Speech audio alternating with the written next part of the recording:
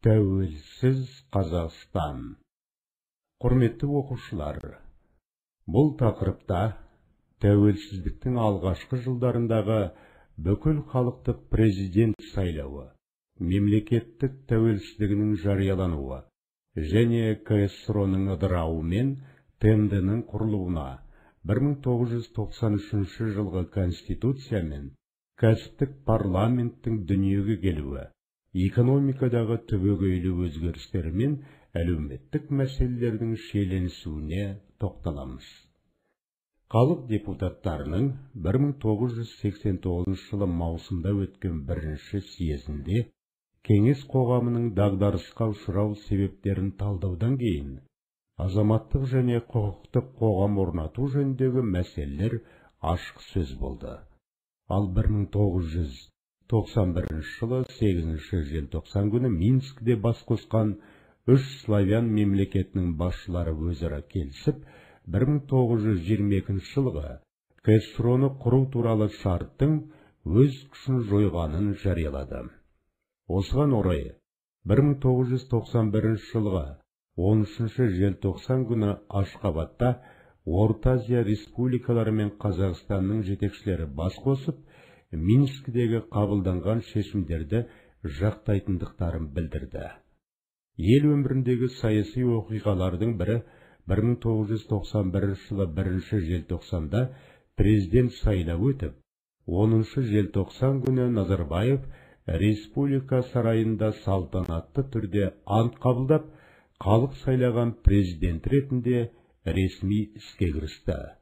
Ал республика атауын өзгерту туралы заңға сәйкес Қазақстан Республикасы деп аталатын болды. 1991 жылы желтоқсанның 16-сында Қазақстан Республикасының мемлекеттік тәуелсіздігі туралы Қазақстан Республикасының конституциялық заңы қабылданып, мемлекеттік тәуелсіздігі жарияланды. Қазақстан Республикасының мемлекеттік тәуелсіздігін жариялауы қазақ халқының тарихындағы ұлы оқиға болды. Қазақ халқы ұлт ретінде жойылып кету қаупінен құтылып, ұлттық тіл, мәдениет, дәстүр қайта жанданып, өзінің табиғи даму жолына қайта түсті.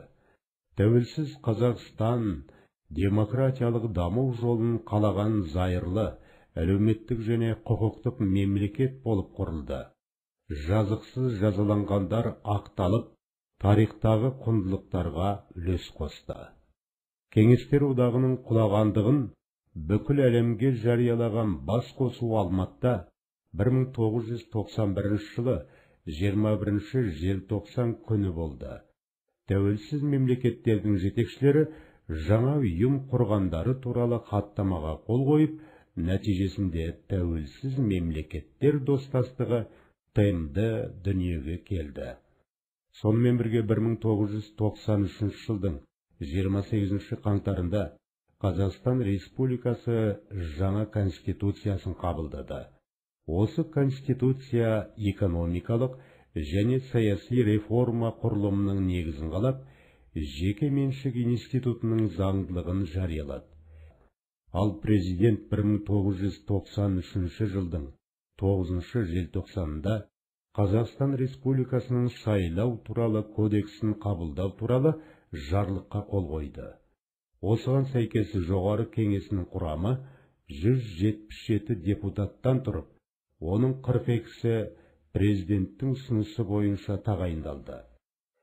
Сондай-ақ жоғары кеңеске депутаттыққа кандидаттарды қоғамдық бірлестіктер ұсынатыны, жекелеген азаматтардың өздері ұсына алатыны туралы баптар енгізілді. Қазақстанда құрылған саяси бірлестіктердің алғашқысы Қазақстан Республикасы партиясы, балама ретінде Халықтық конгресс партиясы дүниеге келді. Олар бірден интернационалдық бағыт ұстайтынын, президент әкімшілігінің ішкі сыртқы саясатына сәйкес әрекет жүргізетінін бағдарламаларында айқындап көрсетті. Осылайша 1993 жылы Қазақстанда ресми тіркелген үш саяси партия — Социалистік партия, Қазақстан Республикалық партиясы, Қазақстан Халық Конгресі партиялары жұмыс істеді. Ал республикада алғаш рет көп партиялық негізде заң шығаруға қабілетті парламент сайлауы өтіп, 1994 жылы 19 сәуірде өз жұмысын бастаған жаңа парламенттің төрағасы болып депутат Әбіш Кекілбаев сайланды. Сонымен қатар 1992 жылдың 28 қыркүйегінен 4 қазанға дейін Алматыда қазақтардың дүниежүзілік құрылтайына 13 елден өкілдері қатысты. Оның төрағасы болып Назарбаев сайланды. Сондай-ақ қағаз ақшаны шамадан тыс көп шығару салдарынан оның құнсыздануы күшейсе, осының әсерінен республика президенті 1992 жылдың 6 қаңтарынан бастап бағаны еркіне жіберу туралы жарлық шығарды. Еркін бағаны енгізуге байланысты тауарлардың бағасының қымбаттауы халықтың наразылығын туғызды.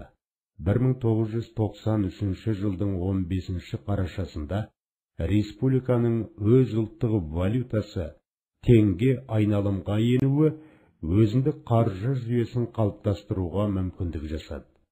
1998 жылдың 1 қаңтарынан бастап Қазақстан Республикасында зейнетақымен қамтамасыз ету туралы Қазақстан Республикасының заңы күшіне енді. Оның ерекшелігі, республика азаматтары өздерінің еңбек ақыларынан зейнетақы қорына қаражат аудару арқылы зейнет демалысына шыққаннан кейінгі өмірін қамтамасыз етуге тиісті болды. Сөйтіп 2000 жылдан кейін ел экономикасы біртіндеп дағдарыстан шықты. Қазақстанның бәсекеге қабілетті 50 елдің қатарына қосылуына қажетті жағдайлар жасалды. Мәселен, дамудың орнықтылығын қолдау және өсу үдерісін басқару, өңірлердегі экономиканы дамытуда сапалы жетістіктерге қол жеткізу, өндіруші салалардың тиімділігін арттыру, өндірістің шикізаттық емес секторын дамыту.